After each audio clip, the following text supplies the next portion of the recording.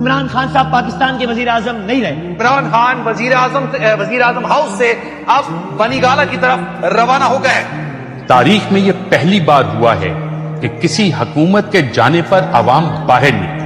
Chairman P T I Imran Khan کو گرفتار کر لیا گیا. وہاں پر موجود رینجرز اہلکاروں نے عمران خان کو اریسٹ کر لیا ہے. کہ اگر تم سمجھتے نا میں تمہارے لیے برا تھا، تم دیکھنا کہ اب یہ تمہارے ساتھ کیا ہوتا ہے. استحکام جب عمران خان کی گورنمنٹ تھی تب بھی لوگوں کا یہ کہنا ہے کہ وہ صحیح تھا بل کم تھا، کرایہ کم تھا، آٹا سستا تھا.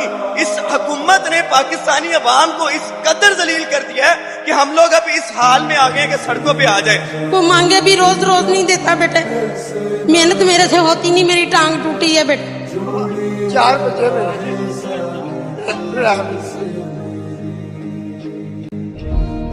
بجے پٹیالہ کا دروازہ کھولیں، اس مرد مجاہد کو لے آئیں جس کے اوپر دنیا اعتماد کرتی ہے. وہ آپ کو سستا پیٹرول بھی لا کے دے گا، وہ آپ کو سستی گندم بھی لا کے دے گا. خان صاحب نے کہا تھا کہ میں تو برداشت کر لوں گا لیکن آپ لوگوں سے نہیں ہوگا برداشت. IMF نے پاکستان میں مہنگائی میں اضافے کا خدشہ ظاہر کر دیا ہے. IMF کا کہنا ہے کہ پاکستان میں مہنگائی کی شرح 4.5% سے 6.3% تک پہنچ سکتی ہے.